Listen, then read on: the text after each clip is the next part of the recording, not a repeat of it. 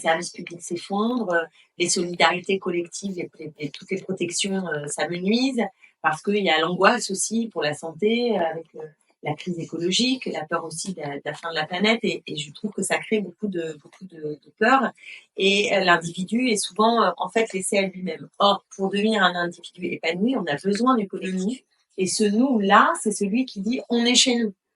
C'est le nous qui se définit par exclusion de l'autre, hein, de celui qui est plus dominé que soi, ou de l'étranger, de l'extérieur. Le nous dont je parle moi est un nous au contraire solidaire. C'est un nous qui est fondé sur la logique du partage, de la mise en commun. Donc ces deux visions, c'est presque deux choix de civilisation, et je trouve que depuis la victoire de Trump et tout ce qu'on voit à l'échelle internationale comme modèle illibéral de cette espèce de vague néofasciste qui traverse le monde, hein. On l'a vu avec J.D. Vance, on le voit avec Javier Milei en Argentine, évidemment aussi avec Poutine. Bon, il y a une ambiance comme ça, hein, d'un parti pris qui est celui du chacun pour soi, de la loi du plus fort, de la défense des dominants et pas des dominés. En bref, ça éclate encore plus, ça atomise, ça marchandise tout. Et ce nous-là, il est, pour moi, aux antipodes du nous que je propose. On va y revenir, mais vous avez compris. Donc, je pense que vraiment, autour du nous, il y a quelque chose qui se joue dans la confrontation avec l'extrême droite, comme un choix de société, mais maintenant, je dirais même plus presque comme un choix de civilisation. Parce que je pense qu'on est dans ce moment où c'est un choix de civilisation qui se joue. Finalement, le nous de l'extrême droite, ce serait plutôt, selon vous, il se rapprocherait plus de l'individualisme, du coup, ce serait plus... Il est plus du côté de l'exclusion. En fait, il se définit par exclusion d'autre chose. Par exclusion, en France, on le voit très très bien, des étrangers, hein, des immigrés qui sont à cause de tout, des musulmans qui sont devenus des boucs émissaires, l'exclusion des fameux parasites. Vous voyez, les parasites à l'extrême droite, c'est ceux qui vivent des allocations, hein, c'est mal, et quand et ils essayent d'attiser en fait la différence entre, par exemple, quelqu'un qui va gagner peu d'argent, qui est au SMIC, qui trime dur, va bosser, et puis sur le même palier, il va y avoir un immigré qui, avec sa famille, qui lui touche les allocations familiales et le RSA. Eh bien, ce que fait l'extrême droite, c'est de valoriser le premier dont je parlais, en lui disant celui qui t'embête, c'est celui qui est sur ton palier, l'autre, parce que lui, il a le RSA, c'est un parasite, il vit des allocations. Nous, ce qu'on propose, c'est pas du tout ça.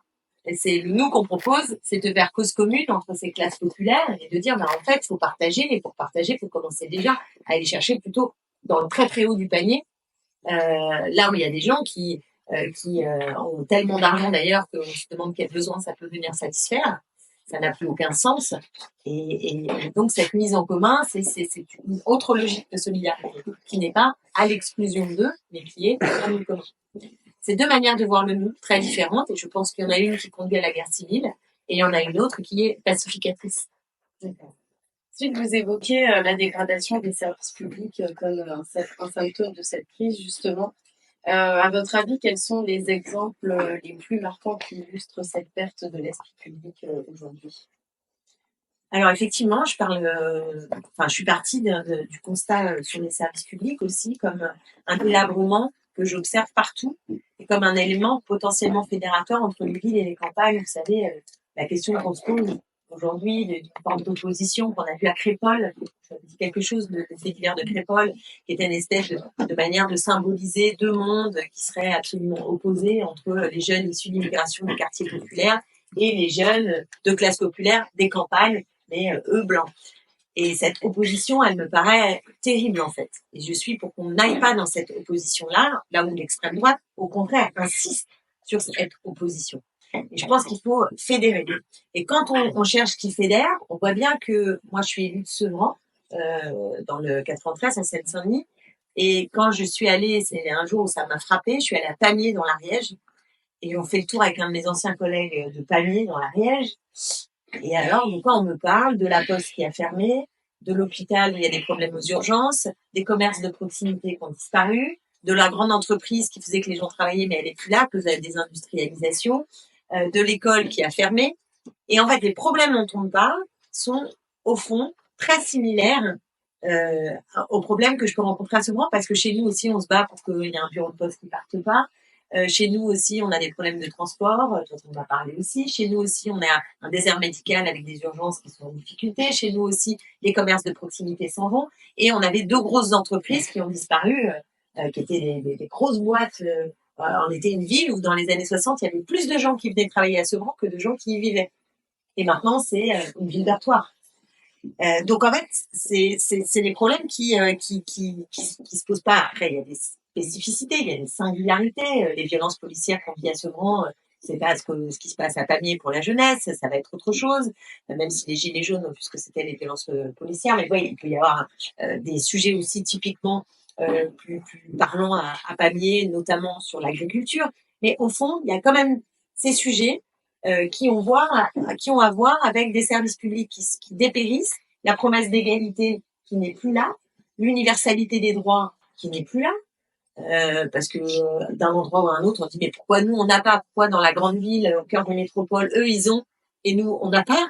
Et puis l'État stratège qui n'est pas là pour protéger, pour faire en sorte qu'on ait des usines à cet endroit-là, des commerces de proximité à cet endroit-là. Donc ils n'utilisent pas ces leviers pour permettre à égalité tout le monde de pouvoir accéder aux besoins fondamentaux dont tout individu, enfin voilà, qui sont ceux de tous les individus. Hein, pouvoir se déplacer, manger à sa faim, avoir un toit sur la tête, pouvoir aller se soigner, avoir une école digne de ce nom, donc des choses assez basiques. Et donc je suis partie de ce constat. À partir des services publics, en fait, on tire la pelote et on se rend compte que le problème, c'est la marchandisation de tout. C'est-à-dire que depuis les années 80, on a décidé de dépecer les entreprises publiques, de les donner au privé. Donc, par exemple, le rail, le transport public, c'est très net.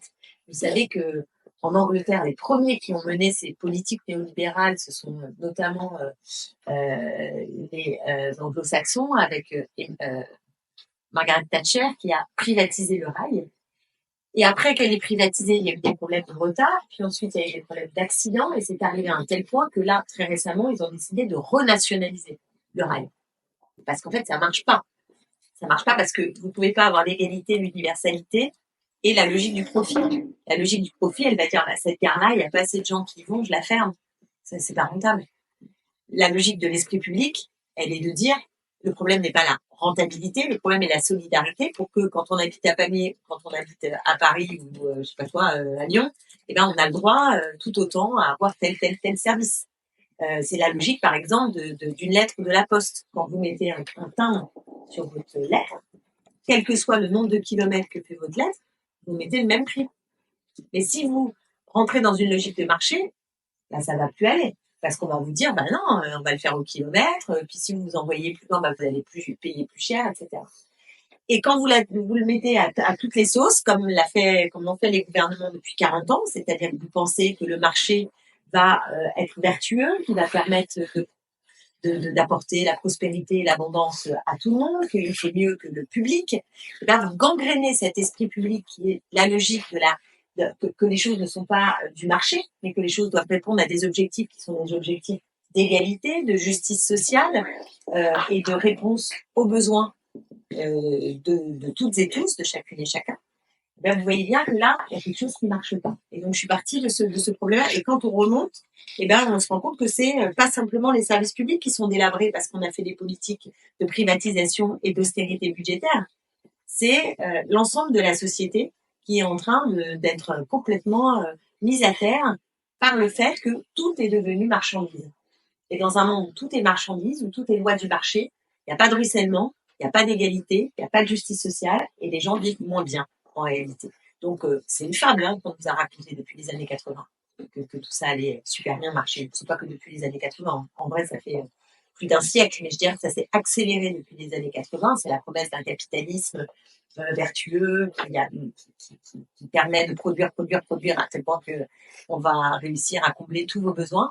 Et le résultat, c'est que non seulement tout le monde n'a pas ses besoins essentiels minimum satisfaits, mais en plus, le capitalisme peut créer toute une série de besoins qui sont artificiels. Et ça, je pense que vous le vivez au quotidien. Ces besoins artificiels, vous voyez bien, dès que vous avez acheté un truc, quasiment, vous avez l'impression que le lendemain ou 2 mois après, suivant les produits, vous avez déjà encore envie d'autre chose parce que vous avez des tonnes de pubs qui vous donnent à voir autre chose et qu'en fait, c'est un puissant fond et que ça correspond pas toujours à ce dont vous avez véritablement besoin.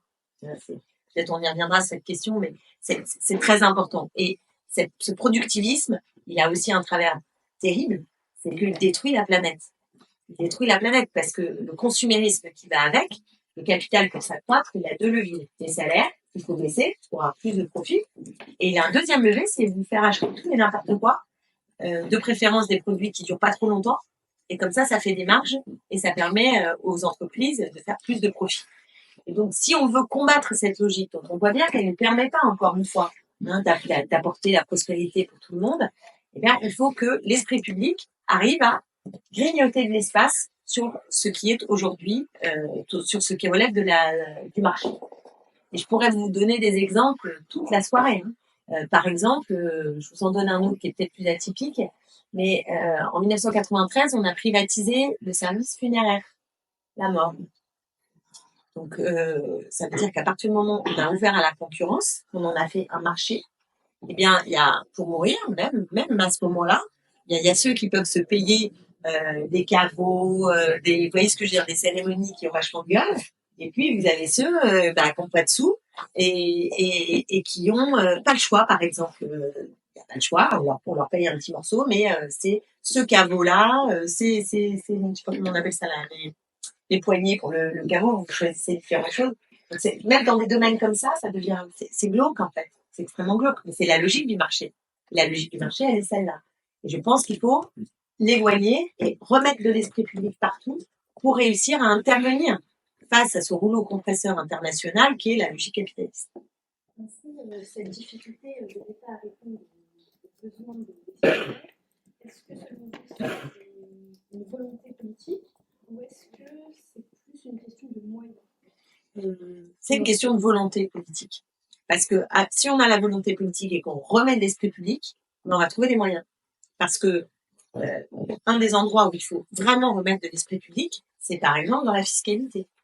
Aujourd'hui, peut-être que vous l'avez entendu quelque part, mais tenez-vous bien, la moyenne des Français paie 50% d'impôts sur le revenu, de taxes, type TVA, et de cotisations sociales. C'est 50%. Par rapport à vos revenus, vous payez 50%. Je mets tout ensemble, hein. Impôts sur le revenu, TVA, cotisations sociales. Les hyper riches, à votre avis, combien ils payent? 26. Nous, on paye 50. Donc, normalement, la logique, c'est la moyenne. Donc, c'est 30. La logique, pour les hyper riches, ça serait quoi? Et c'est 27. Mais pourquoi est-ce que les hyper riches, ils paieraient 2 fois moins d'impôts que la moyenne des Français? Normalement, l'impôt, il est progressif. Plus vous avez d'argent, plus vous payez d'impôts. Ça, c'est une logique d'esprit public, si j'ose dire. Et bien, nous, c'est l'inverse. Dans le haut du panier, en réalité, on a une inversion. Donc, typiquement, nous avons déposé une loi à l'Assemblée nationale avec une de mes collègues, Eva Sass, qui s'appelle une loi plancher sur le patrimoine des ultra-riches. Et il s'agit de taxer à 2% le patrimoine de ceux qui possèdent plus de 100 millions d'euros. Vous avez bien entendu, 100 millions d'euros, donc ça va, ils sont tranquilles. On prend 2% de leur patrimoine et on peut faire rentrer dans les caisses publiques entre 15 et 25 milliards d'euros. Je prends cet exemple. Là, on a réussi à le faire passer à l'Assemblée nationale. Ça passe au Sénat en juin. Le gouvernement est contre. Mais je pense que c'est une bataille typiquement d'esprit public qui permet de faire rentrer de l'argent dans les caisses. Mais des propositions comme ça, on en a, il y en a plein dans nos livres, mais on en a plein en fait. Donc l'argent, si on a l'esprit public, c'est-à-dire l'idée de la justice sociale et du partage en tête, l'argent va trouver. Il faut juste aller chercher. Et cette lutte justement contre l'évasion fiscale est une priorité dans votre projet. Pensez-vous que la France seule peut y parvenir ou c'est un combat qui nécessairement doit être mené à l'échelle européenne ou même plus basse? Ouais. Alors, l'évasion fiscale, c'est un point parmi plein de points, mais c'est vrai que c'est un endroit sur lequel on peut particulièrement axer, puisque des milliards, des centaines de milliards s'évaporent dans l'évasion fiscale chaque année. Alors déjà, ça commence par un truc tout bête, c'est que il faut que on soit capable d'investir dans notre service public, c'est-à-dire dans les fonctionnaires qui vont traquer l'évasion fiscale. Or, un des problèmes, c'est qu'on ne cesse de rabioter, en fait, ce service, qui est un service public. C'est des fonctionnaires qui sont là pour être face à des multinationales, à des hyper riches qui ont des tonnes d'avocats, qui ont cherché toutes les niches, toutes les manières d'évader, de contourner la loi, et ils y arrivent. Et en fait, nous, on n'a pas l'administration qui est capable de suivre, qui est en nombre suffisant pour faire ce travail-là. Donc déjà, en fait, il faudrait investir dans cette administration-là parce que, en fait, celle-là, ultra rentable, puisque ce sont ceux qui sont chargés de lutter contre la fraude fiscale. Et plutôt que d'emmerder, pardonnez-moi de le dire comme ça, mais celui qui aurait soi-disant fait une fraude au RSA, tout ça est ridicule. On aurait beaucoup plus d'argent et ce serait beaucoup plus utile socialement de commencer à aller chercher ceux qui sont les évadés fiscaux. Ensuite, il y a plein de méthodes aussi pour essayer d'empêcher ce système-là. C'est par exemple de faire en sorte qu'on ait des règles à l'échelle européenne et de se battre au moins pour qu'on ait ces règles à l'échelle européenne, qu'il puisse pas y avoir à l'intérieur de l'Union européenne aussi des paradis fiscaux. Donc, il y a des choses qu'on peut faire dans nos frontières et il y a des choses qu'il faut faire en collaboration avec d'autres pour l'évasion fiscale. Mais l'évasion fiscale n'est qu'un morceau par rapport à plein d'autres. Il y a aussi en fiscalité, il faudrait revoir tout ce qui touche à l'héritage. Les gens ont beaucoup d'idées reçues sur l'héritage, c'est épouvantable. Alors qu'en fait, c'est vraiment un truc qui accroît les inégalités, mais de manière absolument folle. Et les mécanismes que nous, on propose, ça touche pas l'écrasante majorité des Français. Il s'agit d'aller chercher ceux qui sont des héritiers à des sommes qui sont faramineuses, en fait. Dans le sens, il ne s'agit pas de toucher le commun des mortels, vous voyez, qui a juste trimé toute sa vie pour avoir une petite maison et qui veut la transmettre. On parle pas de ça, on parle vraiment du très très haut du panier. Et là, il y a eu ces dernières décennies plutôt des lois qui sont favorables à exonérer de fiscalité toujours plus, en fait, ces héritiers hyper riches. Donc ça, il y a des mannes là-dedans, il y a des mannes dans ce qui n'est pas de la fiscalité, mais les aides aux entreprises, puisque les aides aux entreprises, c'est depuis notamment le CICE sous François Hollande, qui était une mesure qu'on appelle la politique de l'offre. Vous savez, on va donner de l'argent aux entreprises, comme ça ils vont embaucher, ils vont investir, ça va être super. Bon, en réalité des courses, ils ont pris l'argent, ils vont bien continuer leur business as usual. S'il n'y a pas de critères, ils s'en fichent en fait. Donc, si on donne de l'argent public, il faut qu'il y ait des critères sur les salaires, des critères sur le respect de normes environnementales, par exemple. C'est pas le cas aujourd'hui. Et ce sont des dizaines et des dizaines de milliards qui partent en fumée chaque année par ces aides. Je prends encore un autre secteur. Il y en a tellement, je vous ai dit, l'héritage, l'impôt sur le revenu, mais en fait, c'est pas forcément le plus important.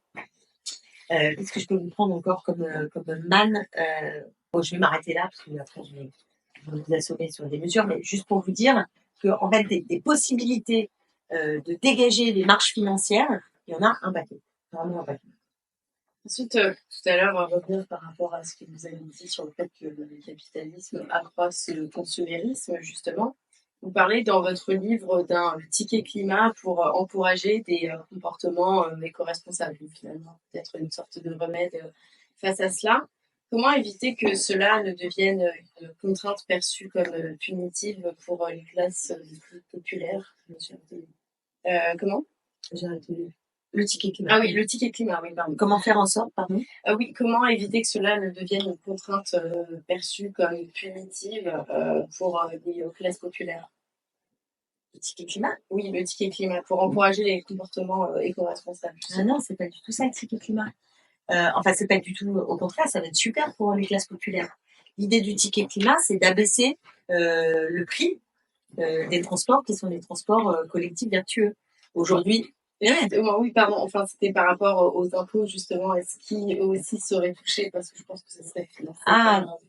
On revient au point d'avant. En fait, si on arrive à aller chercher l'argent là où il est, c'est-à-dire chez les hyper riches, ça permet de faire le ticket climat. Ça permet de faire des choses qui vont être bénéfiques et universelles. Moi, je tiens beaucoup à ça, c'est-à-dire, j'aime pas du tout toutes les logiques, vous savez, de chèques, de ciblés, en fait. Je trouve ça insupportable. C'est-à-dire que en gros, les plus défavorisés, ils doivent en permanence faire la démonstration qu'ils sont pauvres à chaque guichet, très pénible. Et puis d'avoir des sortes ouais, comme si on faisait la manche, quoi, et qu'on avait plus on fait des droits universels, plus c'est inclusif, moins il y a une société à plusieurs vitesses. Et le ticket climat, c'est ça, c'est abaisser le coût des transports du quotidien, permettre donc la mobilité à des tarifs qui soient des tarifs plus bas et qui soient compétitifs par rapport à la voiture ou à l'avion. Parce qu'aujourd'hui, c'est quand même incroyable, il y a plein de destinations où c'est plus rentable de prendre l'avion que de prendre le train. On se demande où est l'État. Là, il n'y a pas d'État stratège. Donc, développer le rail, par exemple, c'est très important. Et les transports du quotidien. Et donc, le ticket climat, en fait, il s'appelle ticket climat dans ce sens-là. C'est-à-dire, c'est un ticket pas cher parce qu'il est bon pour le climat. C'est bon pour le climat que vous ne preniez pas votre bagnole et que vous puissiez prendre les transports du quotidien. Et encore faut-il que ce soit... Moi, je prends un exemple. Je suis dans une famille nombreuse. Si je veux aller avec toute ma troupe familiale, on a 4 enfants. Si je veux aller avec mes 4 enfants dans le sud, en vacances, en fait, mais c'est beaucoup moins cher de prendre ma voiture pour le trajet, mais beaucoup, que si je prends un ticket pour tout le monde, de train. En fait, c'est pas possible, donc je prends ma bagnole. Alors que je ne demande que ça de prendre le train pour certaines destinations.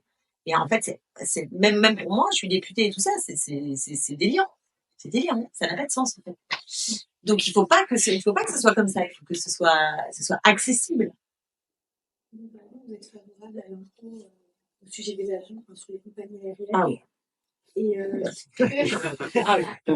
que du coup, La taxe kérosène, ça me paraît très important. est-ce que du coup, vous n'avez pas peur que justement elle se retire de certains aéroports ou qu'elle dessert, Que qui se retire? que les compagnies aériennes du coup se desserrent des aéroports?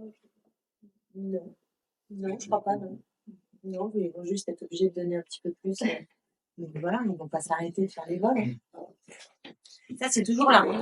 Et c'est comme l'évasion fiscale. Ah, mais si on taxe les riches, j'avais pas peur qu'ils s'en aillent. Bon, d'abord, il y en a certains, s'ils sont bons, la Terre va pas s'arrêter de tourner, hein, on va continuer à vivre. Ils sont pas indispensables. Et puis, en vrai, ça se vérifie pas. Quand on fait l'ISF, quand on fait des mesures de ce type-là, alors sur la fortune et tout ça, c'est tout petit, en fait, faut que ça touche. Parce que, faut pas croire, les milliardaires, d'abord, bon, ils ont quand même beaucoup d'argent. Et puis, ils ont aussi une vie sociale quand ils sont installés en France. Ils vont pas déménager juste parce qu'ils payent un tout petit peu plus d'impôts. Ça marche pas comme ça, la vie. C'est beaucoup plus complexe que ça. Donc, en vrai, c'est un peu un épouvantail en permanence. On dit, ah, mais les capitaux vont s'en aller, etc. Mais non, Donc pour pas à ces niveaux-là. Ah, évidemment, si on dit, voilà, allez hop, on prend tout. Oui, effectivement, on change de modèle et c'est autre chose.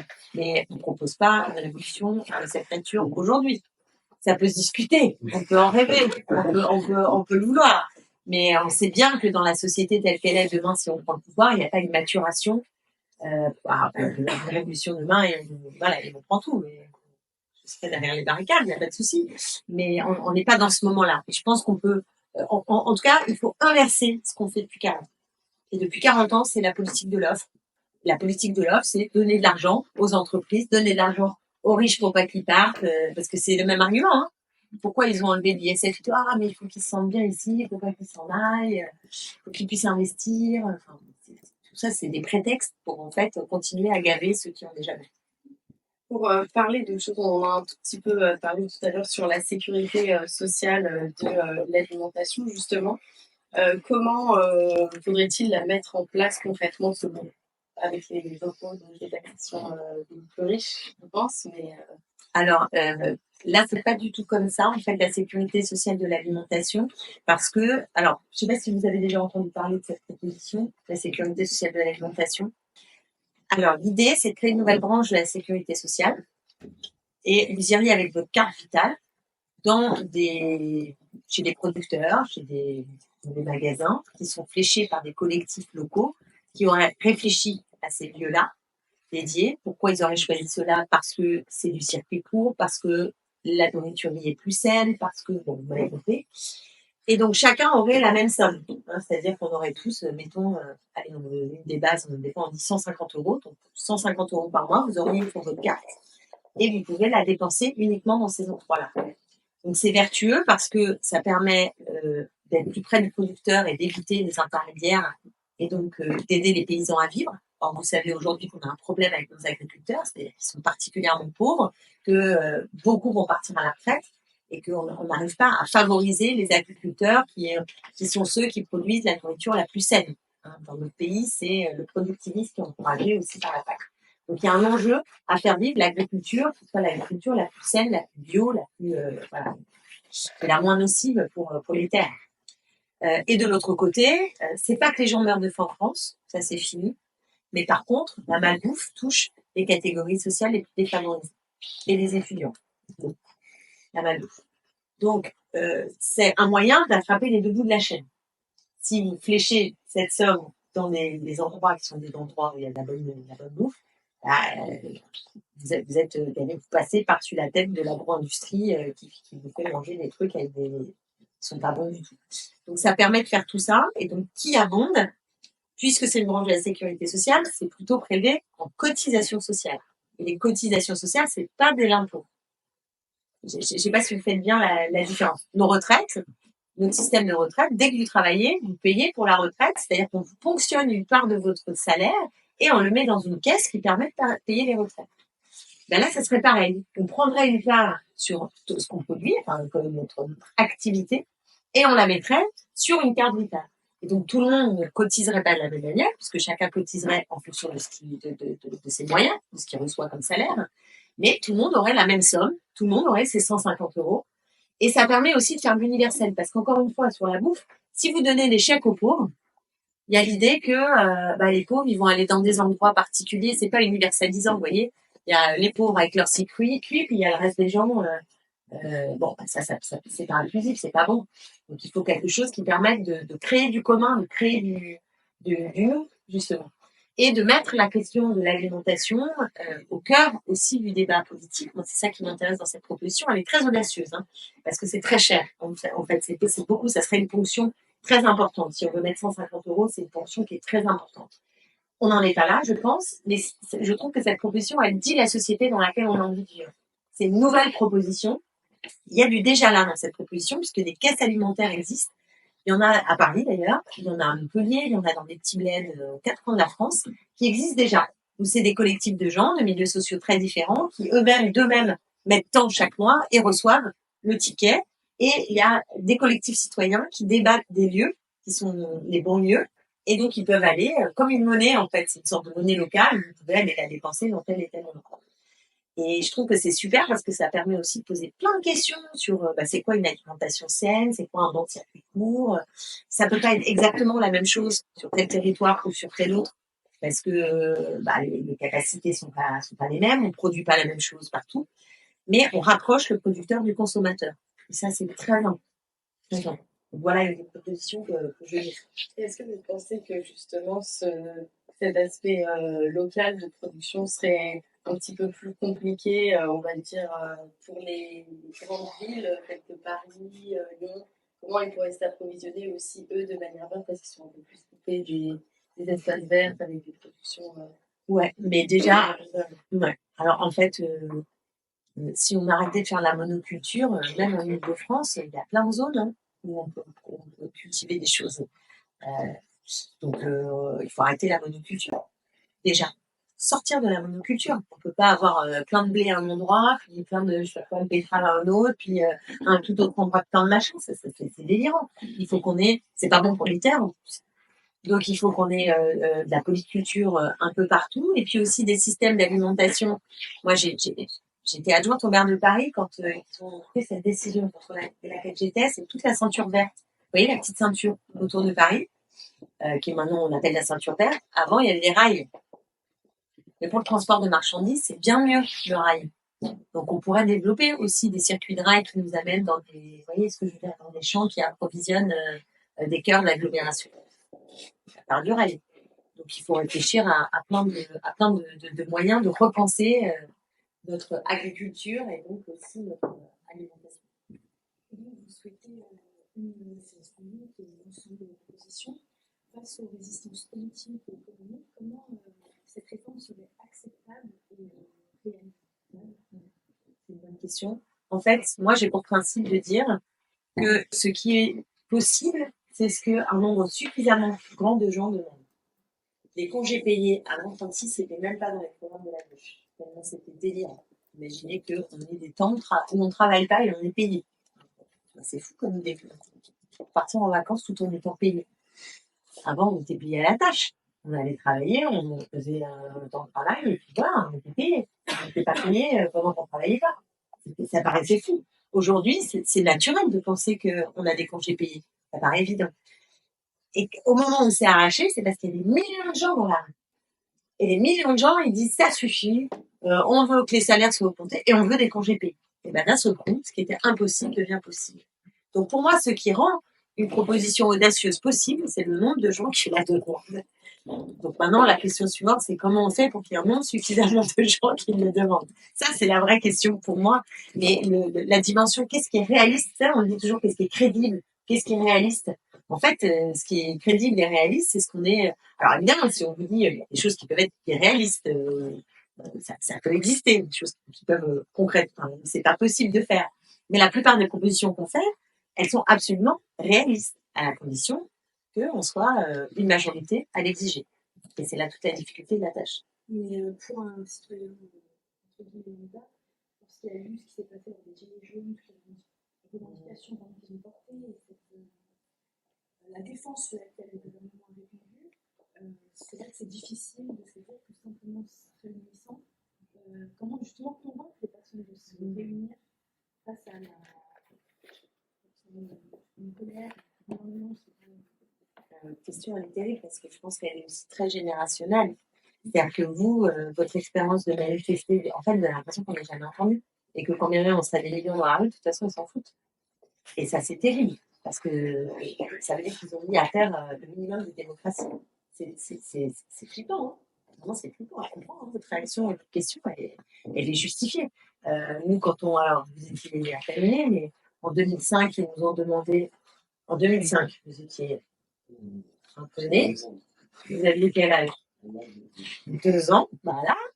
En 2005, ils nous ont fait voter par référendum pour ou contre le traité constitutionnel européen. C'était un traité dans lequel on sacralisait la concurrence libre et non faussée. Donc vraiment, bienvenue le marché, partout, pour tout, allez, on y va. Et au début, ils voulaient nous vendre ça pour ou contre l'Europe. C'est ça le sujet. Comme ils avaient fait le coup déjà avec Maastricht, qui était le précédent traité qu'ils avaient mis à référendum, ils se sont dit, bah, ça va encore marcher. Et là, ce coup-là, la gauche, elle s'est beaucoup organisée. Elle a dit, mais non, c'est pas ça le sujet. C'est pas pour ou contre l'Europe, c'est pour ou contre cette Europe-là. Avec la concurrence qui va y avoir. On s'est mobilisé, vous n'imaginez pas, matin, midi, soir, la nuit. On a fait une campagne incroyable et on a gagné. Le non l'a remporté. Bah, qu'est-ce qu'ils ont fait? Bah, ils ont quand même appliqué le traité. Donc, à partir de là, je situe là le moment où ça a été une grande dégringolade qui arrive à Gilets jaunes. C'est aussi la convention citoyenne que le président de la République met en place lui-même. Ils font des propositions, on dit ah bah c'est gentil, bah en fait non, on va les mettre à la poubelle, vous êtes mis d'accord, c'est bien, vous avez bossé, super, bah non, ça m'intéresse plus. Bon, tout est comme ça. Vous avez voté en juillet, vous avez mis le nouveau Front populaire en tête, et ben c'est pourquoi vous aurez le même gouvernement qu'avant.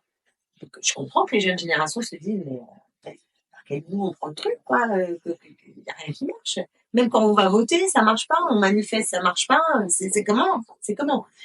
Moi, c'est vrai que là où j'en arrive aujourd'hui, soit il y a une révolution telle, c'est-à-dire le pays est bloqué, ça, ils sont obligés de réagir. Si vous bloquez le pays en 68, c'est ce qui s'est passé. Hein. Augmentation des salaires 30%. On peut ne pas. Hein. Ils ont obtenu une augmentation des salaires de 30%. Mais il y avait une grève générale. Et donc, quand le pays est bloqué et qu'il y a une grève générale, ah bah là, évidemment, il est obligé de faire quelque chose. Il n'a pas le choix. Donc, c'était à l'époque où on faisait l'accord de Grenelle. C'était 68. Le pays bloqué. Les étudiants, comme vous disiez, la jeunesse dans la rue, mais on oublie souvent 68, c'est beaucoup associé aux étudiants. Mais en fait, ce qui a quand même été super déterminant, c'est la grève ouvrière. Il y en avait beaucoup dans les années 60 et en 68, ça se cristallise, c'est énorme et le pays est bloqué. Donc là, ils sont obligés de faire quelque chose. Donc il y a cette méthode-là. Voilà, le décret général, hein, ça ne se décrète pas, hein, on peut le voir, mais ça ne se décrète pas.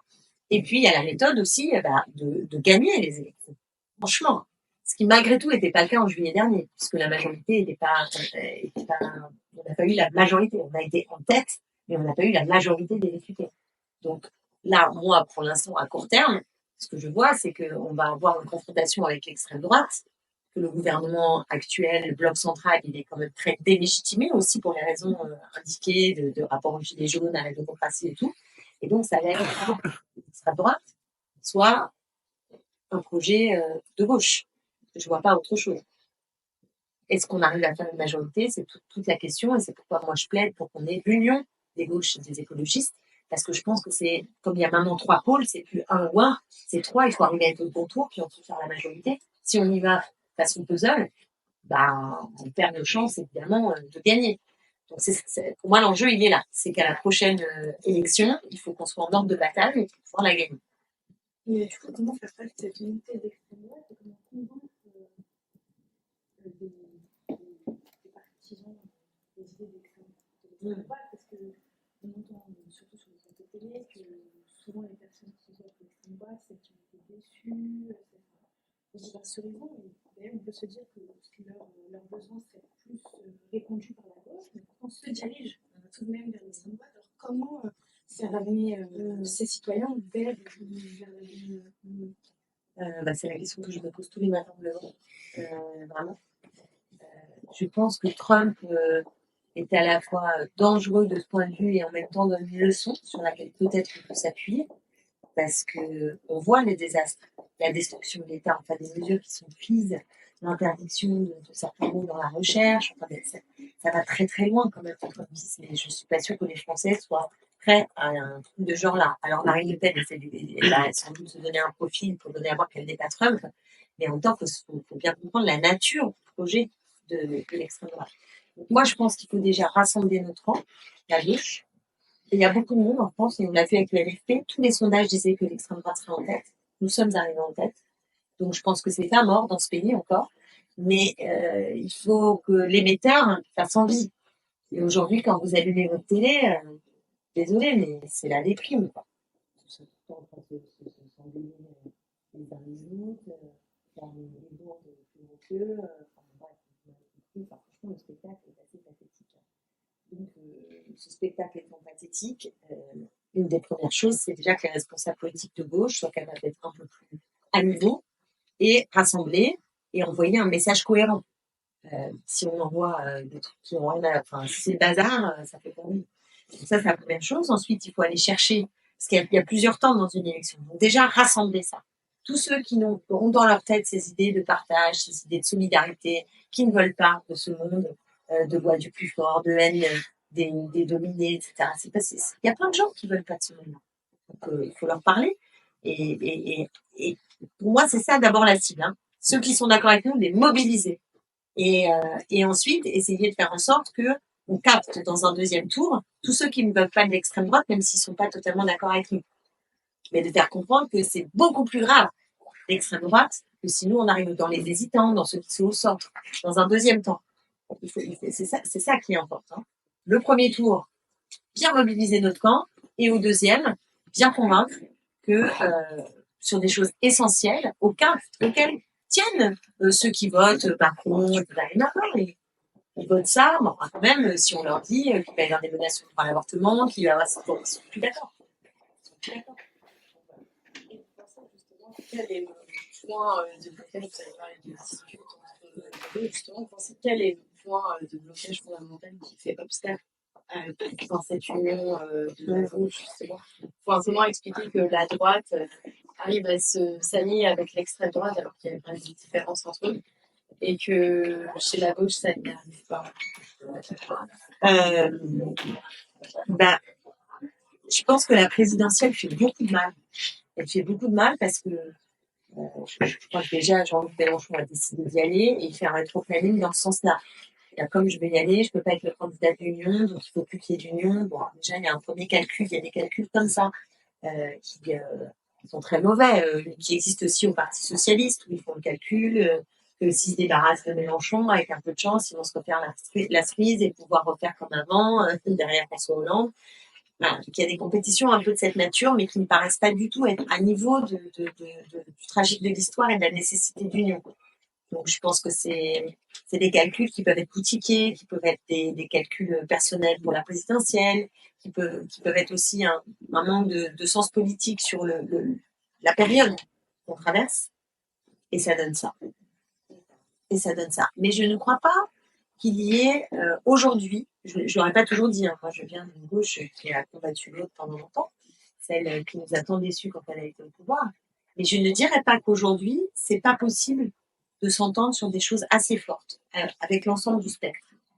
Je pense que les conditions sont réunies pour avoir un projet qui quand même conteste les normes néolibérales, qui apporte vraiment du progrès et qui arrive à emmener toutes les gauches et tous les écologistes. Je pense que c'est possible et ça n'a pas toujours été. si on profite pas de ce moment-là et que reconstitue la guerre entre les deux gauches irréconciliables, ben pour moi, c'est livrer le pays à Le Pen. Et ça, c'est pas une option. C'est pas une option. Si vous deviez résumer le message principal de votre livre L'avenir, c'est l'esprit public, lequel serait-il C'est vraiment cette idée simple qu'aujourd'hui, ce qui fait tant de mal à la société et à la possibilité d'être des individus libres, c'est la place du marché, de la marchandisation du tout, et que pour la faire reculer, il faut de l'esprit public, encore une fois, une économie du partage qui respecte la planète, un État stratège qui organise, là, aujourd'hui, ils ont complètement tout laissé dilapider, parce que l'État s'est dépossédé de sa même capacité à agir, et de la démocratie. Dans un contexte de délocalisation, désindustrialisation et d'une tertiarisation de la société, on va dire qu'il y a beaucoup plus de personnes du secteur tertiaire, de personnes même qui sont finalement cadres sans avoir de responsabilité ou de personnes sous la subordination. Ces personnes ont moins la culture de la grève à l'inverse des ouvriers. Est-ce que finalement cette baisse du rapport de force conduit finalement à éviter les syndicats étant en vrai pouvoir, et du coup j'imagine que voilà. Et proposition, alors je suis en master de droit social, donc je fais du droit du travail, et je me disais, par exemple, dans les modèles nordiques, pour bénéficier des conventions collectives, il faut adhérer ou être affilié à un syndicat. À l'inverse de la France, où finalement tout le monde bénéficie des conventions du secteur dans lequel on travaille. Est-ce que finalement, pour donner plus de pouvoir aux syndicats et du coup leur conférer plus d'adhérents, il ne faudrait pas basculer vers ce type de modèle, même si ça pourrait être moins privilégié pour les salariés, mais finalement à aboutir à un rapport de force plus équilibré. En fait, de les obliger à syndiquer. Ils choisissent un syndicat, mais ils sont obligés à syndiquer. Alors, pas forcément les obliger, mais s'ils veulent bénéficier des avantages conquis par les syndicats, il faut y être gagner. Ou alors obligé à adhérer à un syndicat, c'est une autre option. Mais finalement, c'est pour redonner du pouvoir aux syndicats et un pouvoir de négociation qui est plus puissant. Non, mais de toute façon, redonner du pouvoir aux syndicats, c'est sûr que c'est très important. Très, très important. Et il y a la difficulté de l'atomisation des lieux de travail aussi, qui fait que ça devient un peu compliqué. La précarité des statuts, le fait qu'il y a plus de mobilité, il y a plein de raisons et puis la baisse aussi de la politisation globalement. Enfin, c'est pas que les gens n'aiment pas la politique, mais en tout cas de l'engagement collectif comme quelque chose de plus dont on voit moins l'utilité. Tout ça se mêle en fait et crée une situation qui est difficile.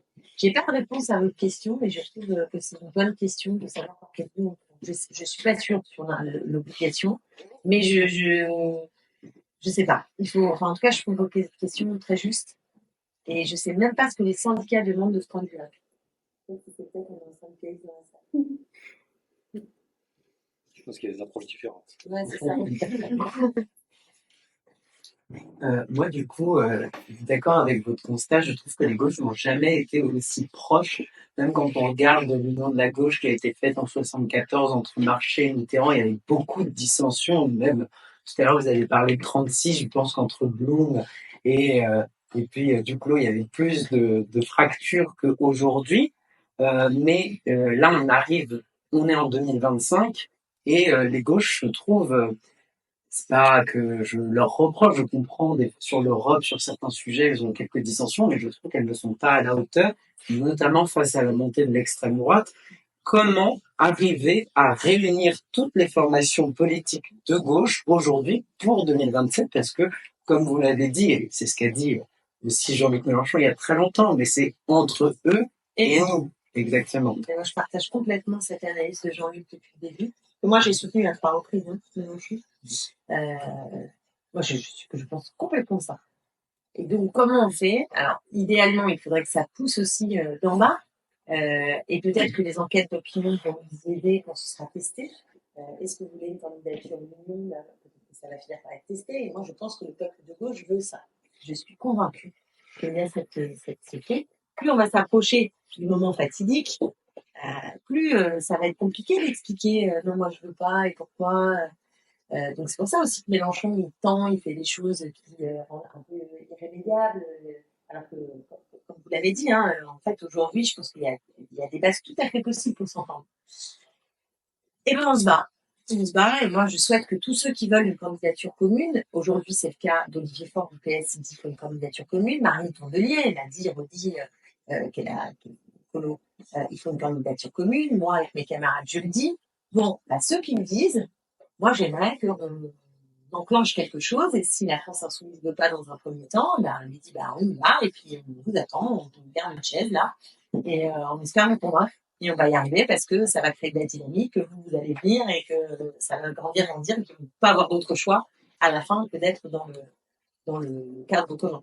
Et du coup, est-ce que vous pourriez être cette porte-parole en 2027 qui pourrait fédérer? L'avenir le dire. Donc, j'ai une question. Vous avez fait le constat qu'il y avait deux façons de gagner, donc soit dans les urnes, si on avait la majorité absolue, et aussi dans la rue. Et c'est un constat que je partage tout à fait. Et moi, ce qui m'énerve ces derniers temps, enfin depuis plusieurs années, mais je me suis politisé il y a quelques années, c'est que j'ai l'impression qu'en fait les réformes, elles sont faites de manière à ce qu'il n'y ait pas trop de monde dans la rue au même moment. Et en fait, j'ai l'impression que comme tout le monde regarde son nombril, c'est-à-dire que pour les retraites, on avait beaucoup de travailleuses, travailleurs. Pour la loi immigration, on avait beaucoup de sans-papiers. Il y avait la réforme aussi Parcoursup, où on avait les étudiants. Il y a eu le meurtre de Naël, où on avait les banlieues. Mais en fait, chacun s'occupe de ses intérêts, ce qui fait que tout est fait pour que il n'y ait pas assez de monde au même moment dans la rue pour pouvoir avoir ce blocage qui nous permettrait aussi de basculer vers une meilleure conception de la démocratie et des réformes sociales certainement. Et donc voilà, comment lutter contre ce phénomène d'individualisation des Français et des Françaises. C'est très compliqué. Si on avait la recette, si les syndicats l'avaient, ils appelleraient demain matin une manifestation générale. Et voilà. Mais s'ils le font pas, c'est qu'ils savent que ça marcherait pas là tout de suite à l'instant T. Sinon, je pense que ils le feraient comme ça. Après, quand il y a les thèmes, ça permet parfois aussi de fédérer. Et on a la manif femme, puis la manif retraite, puis la manif, et après, si ça mène bien, allez, on dit maintenant tout le monde dans la rue. Donc des fois, les thèmes peuvent aider à mobiliser des secteurs et puis monter en puissance, et après on se retrouve tous. Là, pour l'instant, voilà, c'est très éclaté, et je pense en effet que toute la stratégie néolibérale d'atomisation de tout, stratégie du choc aussi. Vous passez d'un sujet à l'autre, ils vous mettent une claque à un endroit, puis 3 jours après un autre, puis encore 3 jours après un autre, vous avez à peine le temps de brûler. On vous dit nous sommes en guerre, ça c'est Emmanuel Macron. Ça y est, tout le monde est comme ça, là. Et puis 3 jours après, de l'air de rien, Bayrou qui explique que la retraite à 62 ans ne comptait pas dans le conclave. C'est ça qu'ils sont en train de faire. C'est ça la stratégie du choc. Hein. C'est de vous mettre dans un truc où vous êtes comme ça, là, et après ils vous enfournent toute leur régression, et vous n'avez même pas le temps, de vous retourner, d'organiser quoi que ce soit. Vous êtes complètement sidéré par la situation. Donc c'est pas facile. C'est pas facile, et on n'a pas la recette là tout de suite pour faire ça. Mais les choses peuvent s'accélérer. Moi, je suis pas totalement pessimiste parce que parfois ça se retourne quand on le fait. Il y a des moments, à chaque fois qu'il y a eu des grandes mobilisations, même je me souviens en novembre-décembre 95, quand ça a été pendant 2 mois blindé dans la rue, on a fait reculer la réforme Juppé sur les retraites, mais là aussi, donc la Juppé, hein, en général. Bon, personne n'avait trop vu venir. Au mois de septembre, octobre, je pense que personne se disait qu'on allait pas avoir de métro pendant des semaines dans Paris et marcher dans la neige des heures. Personne n'avait pensé ça. Donc on ne sait pas comment ça va se passer, mais il faut souhaiter que ça converge. Déjà, merci, c'était super intéressant. Et est-ce que vous pensez que un des enjeux majeurs pour fédérer et arriver à justement obtenir une mobilisation qui soit la plus générale possible, ça se joue beaucoup dans les modes, dans les méthodes d'action politique, militante? Est-ce qu'il faut innover? Enfin, moi, je me dis toujours, genre, comment est-ce qu'on peut faire pour que le plus de gens possible y trouvent un intérêt qui les intéresse pour le coup à échelle individuelle? Et je trouve que parfois, quand on se met à militer dans les partis, on peut très vite être complexé, se poser plein de questions, se dire mais j'ai pas les codes. Qu'est-ce qu'on peut faire pour que ce soit plus fun, plus attractif, et pour aussi, je me pose beaucoup la question ça c'est annexe, mais d'arrêter de séparer l'écologie et le reste, parce que c'est pas l'environnement, c'est l'homme, c'est la survie de l'homme, c'est pas la planète, c'est nous dans notre chair. Est-ce que vous dites que ça se joue dans la méthode, ou plutôt plus dans continuer comme on fait déjà, quoi? Bah non, continuer comme on fait déjà, il faut forcément toujours se remettre en question, essayer d'améliorer. Les formes d'engagement dans les partis, il y a beaucoup de réflexions autour de ça, sur comment ça marche aussi. Votre génération est différente, par exemple, de la mienne. Votre génération, elle aime bien quand il y a de l'action. Vous êtes hyper activiste, donc vous avez besoin, pas comme de la blague pendant des heures, mais d'aller faire des trucs concrets. Ce qui n'est pas du tout le cas dans ma génération, on passait des heures en réunion. Donc vous avez un autre rapport. Ce que la France insoumise, d'ailleurs, avait bien capté dans le parti de la séparation, etc. Il y avait quelque chose qui était bien capté. Bon.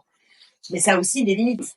Les activistes, peut-être, tous ceux qu'on fait dans l'écologie, il y en a plein, rénovation, etc., tous ces mouvements chez les femmes féministes, qui sont deux mouvements très ancrés dans la jeunesse, d'activistes, qui sont politiques aussi, mais qui sont activistes sur des secteurs, et qui innovent dans les formes, même s'il faut toujours se tendre aussi sur les innovations, les happenings, tout ça, on faisait ça en fait déjà il y a un siècle, mais on les fait des formes nouvelles, puis avec les réseaux sociaux qui n'avaient pas, c'était d'autres formes. Donc, comment inventer le parti du 21e siècle? Pour moi, c'est aujourd'hui, je pense qu'il y a un dosage entre les deux, entre la dimension activiste, ludique, tournée, vous voyez ce que je veux dire, de faire des choses qui impactent, mais aussi de reprendre avec les jeunes générations une discussion politique stratégique digne de ce nom. Et je pense qu'on ne peut pas faire l'impasse, on ne peut pas déléguer qu'au sommet le soin de réfléchir aux questions que vous posez, qui sont des questions stratégiques en fait. Et je ne suis pas d'accord pour dire que ces questions-là ne peuvent pas être débattues dans les cadres et ça remonte. Vous voyez ce que je veux dire? Donc, il faut qu'on trouve des nouvelles méthodes. Et moi, je suis assez pour un parti. Nous, on est en réflexion. On l'après. Nous, on a lancé un mouvement quand on est sorti de la France Insoumise qui s'appelle l'après. On va se constituer sans doute en partie formel avec des nouveaux cadres et statuts à l'automne prochain. Mais moi, je me dis qu'il faudrait quelque chose de souple. En fait, il faudrait qu'on ait des militants dans le parti et tout un volet de sympathisants. Et qu'on puisse aller et venir, en fait. C'est-à-dire qu'on puisse dire, bah, moi, je rentre, mais je suis juste sympathisant, je veux voir, je m'engage pas plus que ça. Et qu'en revanche, ceux qui sont militants sont ceux qui vont réfléchir à la stratégie, etc. Et on peut faire des allers-retours. Dire, ah ben là, je me remets en sympathisant parce que, je sais pas, je vais passer un concours ou je vais être enceinte. Vous voyez ce que je veux dire? Qu'on puisse faire des allers-retours comme ça. Et avec des formes plus souples. Alors que là, aujourd'hui, c'était dedans ou t'es pas dedans. Différents statuts d'adhésion. Voilà, différents statuts d'adhésion qui permettent de faire un, vous voyez ce que je veux dire, comme un continuum plus souple. Il y a certains de vos collègues qui sont quand même plus modérés sur ce point. En France, notamment, Jérôme Gaël, qui souvent cette situation sur c'est vrai que parfois, ils ont souvent cette rhétorique qui me demande il faut rester très radical sur les faits, mais plutôt modéré sur la forme, justement pour capter de nouveaux électeurs. Et en fait, retirer cette logique conflictuelle des Éric Mélenchon, qui n'est pas la meilleure manière de lutter contre l'hégémonie libérale. Vous êtes d'accord avec ça? Ouais, je suis assez d'accord avec ça. Je suis plutôt d'accord avec ça. Je pense que déjà, on a un projet politique qui est un projet qui porte des ruptures par rapport à ce qui existe. C'est un peu angoissant, hein, de dire on va tout changer, etc. Donc, je pense qu'on n'est pas obligé d'accompagner ça de bruit et de fureur. Je pense que ça va. Est-ce que le fait d'avoir quitté la France Insoumise, vous pensez que ça vous déplace dans l'échiquier politique? Est-ce que vous pensez que pour l'union de la gauche, il faut aussi une forme d'élargissement? Vous pensez qu'il faut aller chercher vers le centre? Quand vous dites qu'il n'y a que deux gauches irréconciliables, alors que vous avez dit que vous étiez beaucoup battu contre cette autre gauche, vous pensez aujourd'hui que vraiment sur le fond, face aux urgences auxquelles on est confronté, il n'y a plus ces deux gauches, ou alors il faut prendre sur soi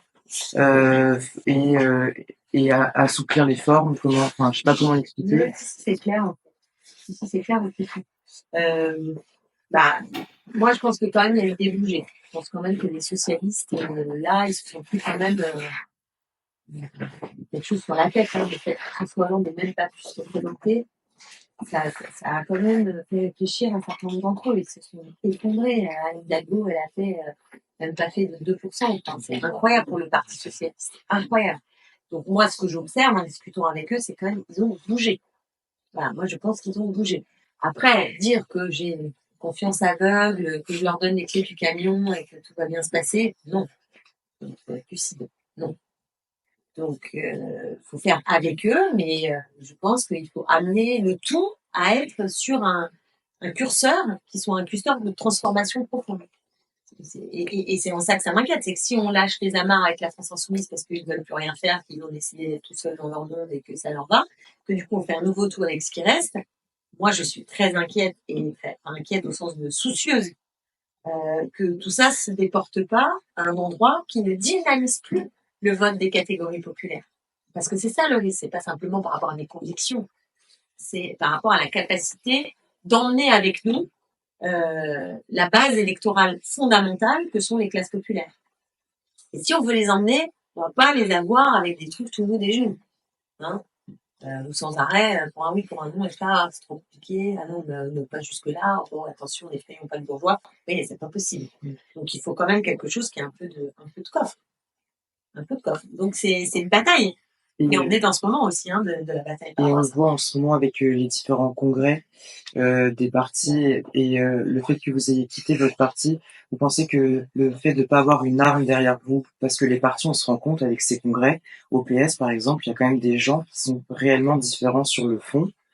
Et vous pensez que le fait d'avoir créé votre association et de pas, par exemple, avoir rejoint un autre parti pour essayer d'insuffler quelque chose, vous pensez qu'avec une structure qui n'a pas la taille d'un parti, le nombre d'adhérents, ça sera, enfin, vous pensez que vous pourriez faire quelque chose? Je pense qu'on peut quand même peser. Oui, je pense qu'on peut peser. Par ailleurs, je rappelle, puisqu'on fait des références historiques, mais il y en a une qui m'amuse de ce point de vue-là. Quand Mitterrand a été désigné candidat, dans un cadre du nom de la gauche, il faisait partie du plus petit machin qui s'appelait la FJDS. C'était tout petit. Bon, voilà. Donc c'est pas. Je sais que les partis ça compte et qu'il faut avoir des. Mais après, les choses peuvent être peuvent se jouer de manière pour plein d'autres raisons. Voilà. Parce qu'il faut trouver des équilibres entre les différentes forces. On met tout le monde d'accord. Donc ça va pas. C'est pas celui qui aura le plus de troupes qui l'emportera. Ça va être un petit peu plus compliqué que ça cette affaire. Mais je crois que c'est surtout la poussée dans le pays qui compte. C'est aussi de sentir où est l'énergie. Et moi, je pense que Mélenchon, la France Insoumise ont compris quelque chose de ça. Ils ont vu juste. Ils ont sauvé la gauche dans notre pays. Mélenchon, il a sauvé la gauche. À un moment donné où elle se fourvoyait au gouvernement dans des politiques d'accompagnement de l'ordre existant qui ont totalement déçu. Et heureusement que Mélenchon et nous, on n'était pas avec eux et qu'on a dit, mais non, pas cette voie-là, nous, on trace un autre chemin. Donc, on est héritier de cette histoire. Et moi, de ce point de vue-là, je me sens très héritière de cette histoire-là. C'est mon histoire. Bon, mais s'ils viennent pas avec nous, ça fragilise. Donc, c'est pour ça aussi que j'aimerais bien qu'ils viennent avec nous. C'est pour que le curseur, il soit au bon endroit. Et on fait pas boire un âne qui n'a pas soif. Donc, je peux pas dire, tant qu'ils viennent pas avec nous, on attend qu'ils viennent avec nous. On attend. Bon, non, on peut pas faire ça. Donc, il faut faire avec ceux qui sont là. Et pour ce qui est du PS, à la fois, oui, je vois, il y a des différences entre eux. C'est sûr que François Hollande, c'est pas, Olivier Faure ou je ne sais qui. Néanmoins, si on enlève Hollande, le reste, le débat du Congrès, moi, je trouve qu'il se joue surtout sur la ligne stratégique, en fait. Qui dit des choses sur le fond. Mais le plus conséquent et cohérent, ça reste Olivier Faure, qui, lui, a une stratégie d'union, et je pense que s'il gagne, c'est la meilleure façon, en tout cas, de garantir qu'ensuite on arrivera à se mettre d'accord. Voilà, après, c'est leurs histoires, et je sais pas moi qui vais me mêler dans leurs affaires internes, mais j'ai pas eu envie d'aller ni au PS ni chez les écoles, en tout cas. Voilà, on reste avec mes camarades sur notre identité politique. Et je pense qu'il y a plein de gens qui sont pour une gauche bien à gauche, mais qui souhaitent que cette gauche bien à gauche, elle soit démocratique. En fait, c'est ça qu'on a dit essentiellement. Et qu'elle soit aussi ouverte et dans une recherche d'union face au RN. C'est les deux raisons pour lesquelles on a été virés. C'est parce qu'on a dit qu'il faut de la démocratie en interne, on nous a dit maintenant. Et parce qu'on a dit qu'il faut l'union, mais il faut la culture de l'union avec les autres. Il ne faut pas être hégémonique, il ne faut pas leur écraser la tête, il faut faire aussi avec des partenaires. Et les partenaires, ils ne sont pas comme nous. Donc, il faut les respecter. C'est les deux raisons pour lesquelles on a été mis dehors. Donc, moi, j'ai été mis dehors, pas pour des raisons de programme, pas pour des raisons. Voilà, c'est vraiment pour des raisons de démocratie interne et de stratégie d'union. Alors, une autre question, c'est sur la notion de priorité. on a de plus en plus de priorités qui viennent. Par exemple, en ce moment, c'est la défense, la justice et l'éducation nationale, notamment. Mais toutes ces notions, finalement, ça vient montrer que finalement, il n'y en a aucune qui se détache et qu'à partir du moment où tout est prioritaire, mais il n'y a plus rien de prioritaire concrètement. Donc, est-ce que vraiment ça a un sens? Et si on en met une, il faut vraiment l'appuyer, donc il faut totalement abandonner cette idée de priorité. Et ça ouvre sur une question plus large.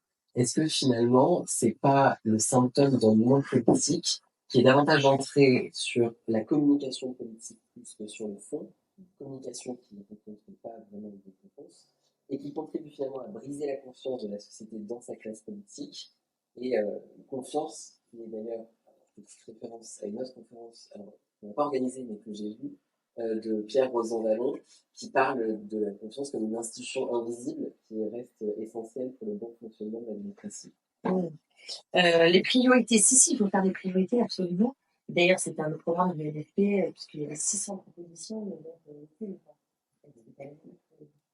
se mettre d'accord sur des propositions phares, ça me paraît essentiel, et se mettre d'accord sur un récit. Des propositions plus que thématiques, en fait. Un récit, je pense qu'il faut un récit et des propositions phares qui viennent avoir aussi concrètement le récit. Je pense ça. Et si on pouvait avoir des choses un peu plus innovantes pour l'augmentation des salaires, je pense que c'est bien. Même s'il faut augmenter les salaires. Il y a des choses qui font un peu plus envie. Enfin, qui disent un peu plus la société dans laquelle on a envie de vivre.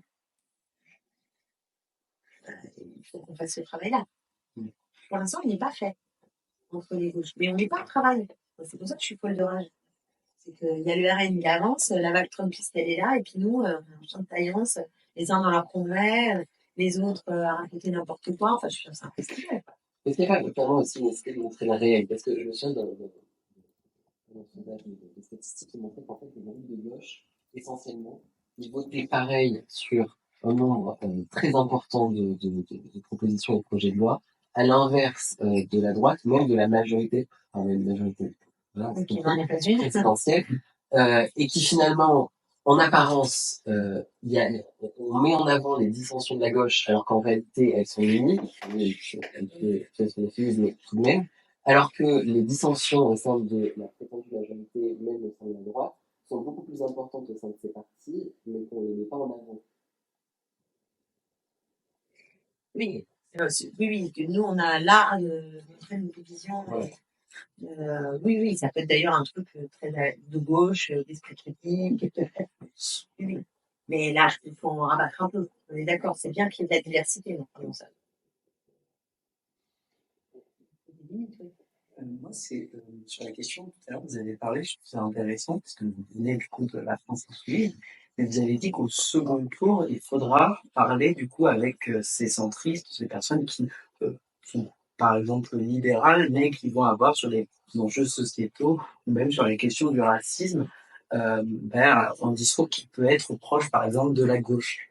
Aujourd'hui, quand on regarde, moi, je suis une position un peu plus centre, parce que dans la vie, je suis socialiste, foriste, mais voilà, je trouve que la France insoumise, de temps en temps, a facilement l'anti-républicanisme en disant que le centre ne fait pas partie de l'arc républicain, et les macronistes disent la même chose d'une partie de l'extrême gauche, comme ils l'appellent, qui est plutôt une gauche radicale. Comment retrouver une certaine forme de front républicain qu'on a réussi un peu et qui nous a mené au fond à la victoire au second tour, qui a préservé la minorité présidentielle, mais qui nous a aussi fait remporter. Comment recréer un petit peu ce tissu qu'avaient, par exemple, je sais pas, les communistes et même les gaullistes, au fond, durant tout le début de cette affaire. Là, aujourd'hui, je trouve que c'est quand même le gouvernement Macron qui empêche quand même. Je veux dire, quand on a Retailleau qui nous parle de subversion migratoire, qui met en cause l'état de droit, il y a tellement de sorties et d'actes qui sont posés dans les lois, qui sont proposés de rupture, justement, avec ce qu'on peut estimer avec le pacte républicain, que c'est eux qui, aujourd'hui, fracassent, en fait, la possibilité d'un front républicain. Moi, vraiment, c'est chez eux. Après, côté Mélenchon, c'est sûr qu'il y a aussi des éléments que je trouve problématiques. Mais pour faire ce front-là, aujourd'hui, c'est ce qu'on voit qui lamine la République de manière très concrète, très très concrète. La démocratie, la République, c'est dur pour nous. Mais après, chez les électeurs, je pense qu'il reste des électeurs qui sont pas d'accord avec ça, qui sont libéraux sur le plan économique, mais qui peuvent quand même penser que l'extrême droite est quand même plus grave que nous. En tout cas, c'est ça qu'il va falloir aussi aller chercher dans un deuxième tour. Parce que pour l'instant, la gauche, elle est à 30. Donc alors, il y a deux stratégies. Il y a le côté, on va aller chercher ceux qui sont à l'extrême droite. On fait notre camp, et puis après, on va chercher ceux qui sont à l'extrême droite. Et là, quand on fait un peu de sociologie électorale, on sait que les électeurs, en général, ils se déplacent comme ça. Comme ça ou comme ça. Ouais, il faut pas comme ça, non. Non. En général, il faut comme ça, par capillarité, mais dans ces sens-là. En vérité, dans un deuxième tour, ce sera plus facile d'aller chercher un électorat plus centriste que d'aller chercher l'électorat du RN. Je parle d'un électorat. Il peut toujours y en avoir qui se sont trompés, qu'on peut rattraper, qui sont pas très politisés, pas très convaincus dans leur vote, et puis finalement ils se disent ah bah oui, il y a sur ça, je me suis trompé. Mais bon, essayons d'abord d'aller attraper les nôtres. Vous voyez ce que je viens de mobiliser, de leur donner envie. Quand je dis les nôtres, c'est pas simplement ceux qui se reconnaissent de gauche. Vous m'entendez bien, c'est pas ceux qui sont politisés, qui se disent de gauche. Quand je dis les nôtres, c'est qu'il y a aussi plein de gens qui partagent nos valeurs, mais qui sont dans l'abstention, sont écœurés de la politique. Ça, oui, je pense qu'il y a un vivier important. Et c'est le premier vivier. Rassembler, les mobiliser, ensuite aller chercher ceux qui pensent en fait comme nous, mais qui sont écœurés de la politique ou qui ne raccordent pas leur vision du monde avec la nôtre. Et puis ensuite, je pense que dans un deuxième tour, c'est du côté du centre qu'il faudra montrer qu'on est moins dangereux que l'extrême droite pour des choses qui leur sont essentielles dans leur quotidien. Et voilà, et avec ça, il faut espérer faire une majorité. Ça ne veut pas dire de ne pas... moi, je crois pas tellement, en fait, que maintenant, on va s'intéresser à l'électorat qui vote RN, on va aller les décrocher. Ça me paraît quand même, on prend par la face nord. On peut, pourquoi pas. Peut-être qu'il y en a qui arrivent par la face nord, mais ça me paraît vraiment prendre le truc par la face nord. Moi, j'ai une autre question. Concernant les juifs qui sont profondément de gauche, vous pensez pas qu'il y a une sorte de réelle cassure et que comment on peut leur expliquer qu'on a besoin aussi des insoumis pour faire l'union de la gauche, ou est-ce que il faudrait mieux par exemple une union de la gauche avec les autres partis et enfin oui enfin voilà. On a une difficulté, je cache pas, on a une vraie difficulté, je pense que on sait que c'est surmontable, enfin il faut espérer que c'est surmontable. En plus, c'est fou. Je veux dire, les militants insoumis sont antisémites, la direction de la France insoumise a retiré l'affiche, donc que toute la gauche, tous les insoumis, toute la gauche paye le prix des propos de Jean-Luc Mélenchon, parce que c'est surtout ça le problème, hein, c'est les propos de Jean-Luc Mélenchon. Et aussi cette espèce d'ambiance où, comme on ne dit pas du mal du chef, même si les gens ils sont pour beaucoup dans la direction, parmi les dirigeants insoumis ou les militants, je pense qu'il y en a quand même beaucoup qui n'ont pas du tout apprécié ce qu'a dit Jean-Luc. Mais qu'ils ne peuvent pas l'exprimer parce que c'est quand même un parti, dès qu'on dit un truc, on n'est pas d'accord avec le chef, attention. Donc ça, c'est mauvais en fait pour le tout. Donc moi, ça me fend le cœur. Et encore la manifestation antiraciste, j'ai été très émue parce qu'il y a des jeunes du Golem qui sont venus me voir. Il y a le président de l'Union des étudiants juifs de France qui est venu me dire merci. Et moi, j'ai dit, mais je peux pas dire, je suis tellement désolée. C'est tellement terrible que le raccordement soit pas possible. C'est toute l'histoire de la gauche qui est à terre. Nous, on vient de l'affaire Dreyfus. C'est notre histoire, en fait. Donc, il faut absolument qu'on remonte cette pente et il faut penser les plaies. Et pour ça, il faudrait qu'ils trouvent les mots. Nous, on ne peut pas les trouver à la base de la France insoumise. Mais il faut qu'eux trouvent les mots. C'est pas une fois, 2 fois, 3 fois, 5 fois, 10 fois, ça suffit, quoi, en fait. Des formulations qui blessent, et pas d'excuses, et pas de mots trouvés pour penser les plaies. Et à un moment donné, c'est pas possible. Bon, après, à l'inverse, il y a aussi une diabolisation qui est très grande de la France insoumise, une instrumentalisation très forte de nos adversaires politiques, une exagération. Et puis, des choses qui, je veux dire, hier, on me posait la question là, sur LCP, c'était hallucinant. Elle me dit, quand vous voyez Monsieur Bardella qui est en Israël, vous dites pas qu'il est en train vraiment de se dédiaboliser.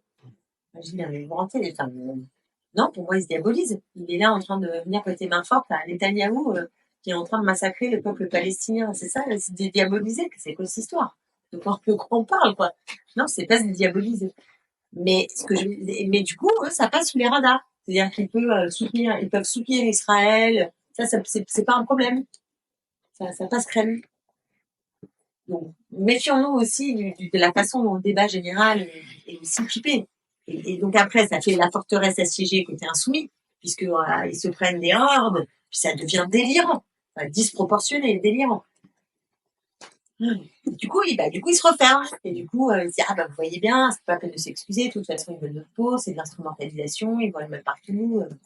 C'est l'événement, il n'est pas antisémite. C'est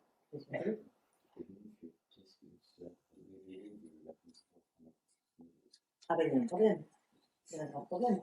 Parce qu'en fait, à la limite, qu'il y ait un responsable qui ait validé cette affiche et qui n'est pas vu, ça peut arriver. Un jeune qui n'a pas cette culture politique, qui ne voit pas.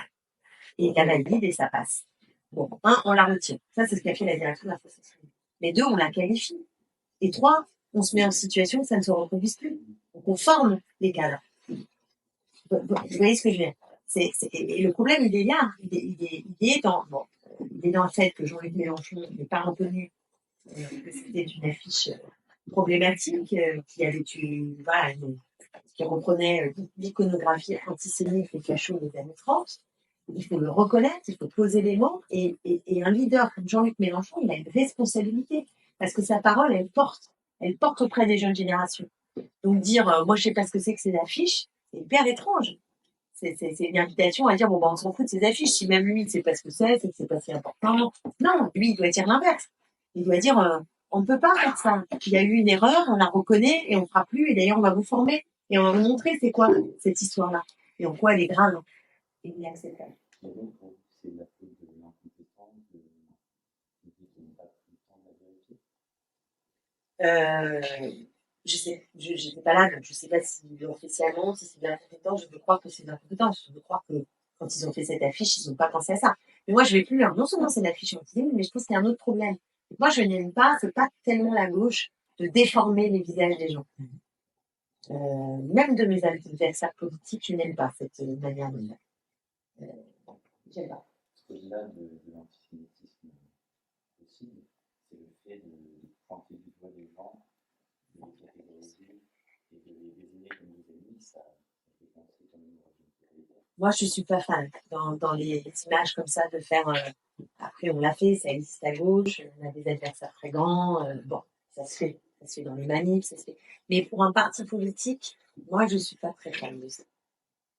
Je pense qu'il y a plein d'autres manières d'exprimer nos idées qui ne relèvent pas comme ça de cette forme.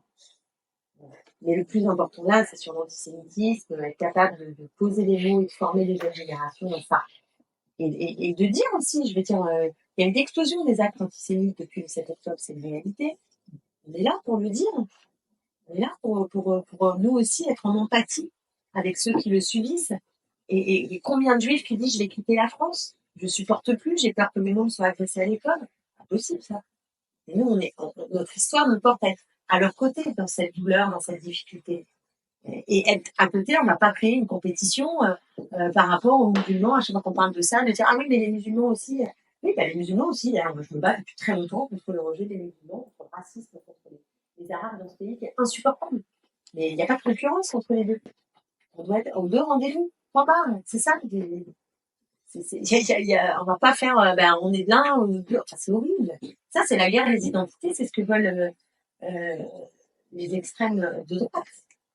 Enfin, l'extrême à droite, enfin les droites, l'extrême les droites, l'extrême droite et la droite classique qui est de plus en plus en train de tourner là. C'est ce qu'ils veulent, c'est la guerre des identités. C'est l'égalité.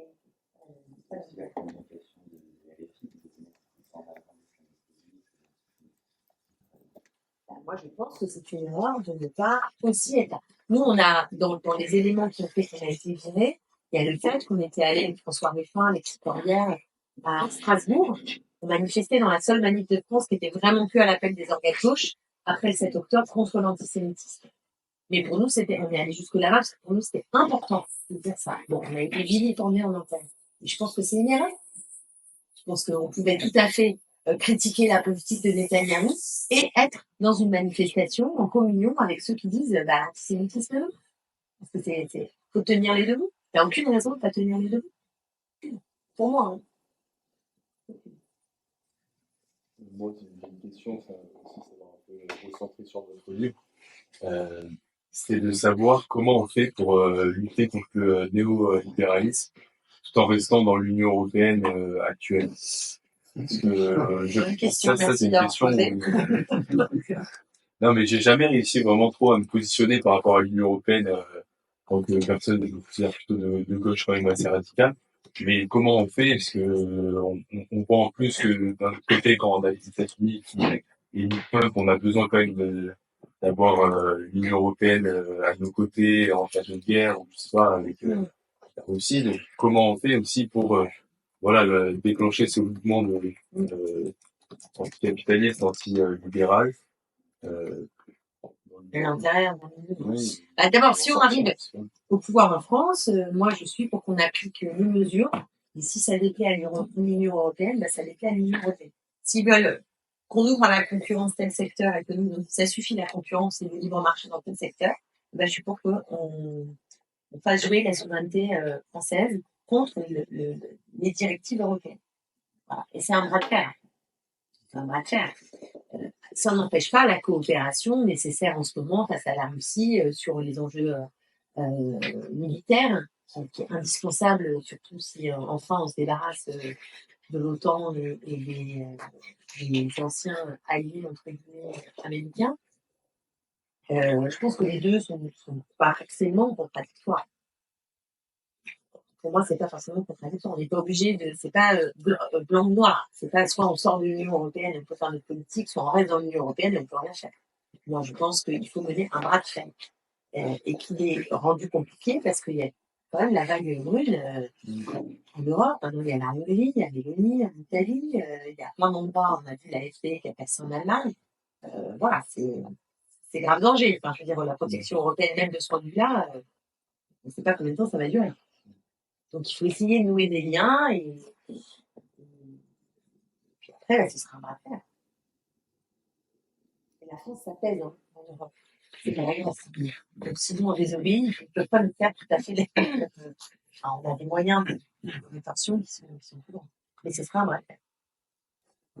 Mais ça, c'est bras de fer au sein de l'Union européenne. Mais en soi, le fait de dire qu'on fait prioriser les mesures françaises sur le droit européen, ça conduit quand même, au final, à vouloir un peu altérer la séparation des pouvoirs, parce que finalement, c'est les juges, à la fin, en tout cas en cas de contentieux, qui prennent des décisions. Et bon, je pense notamment, j'ai plusieurs exemples, mais notamment sur les congés payés, par exemple, la Cour de cassation a crié au loup sur la non prise en compte des arrêts non professionnels pour acquérir les congés payés. Chaque année, ils disaient, on prend pas en compte, mais n'oubliez pas, il y a la directive qui doit s'appliquer depuis 2009, et puis au final, ils ont dit, tant pis, on interprète à la lumière de la directive, et tant pis, le droit français, et du coup, c'est quand même eux qui ont pris la décision finale. Alors, l'Assemblée nationale, le gouvernement a fait le projet de loi, etc., et finalement, tout est rentré dans mais il n'empêche que finalement, la loi française est passée dessous avec le temps par rapport aux décisions à la directive de l'Union européenne.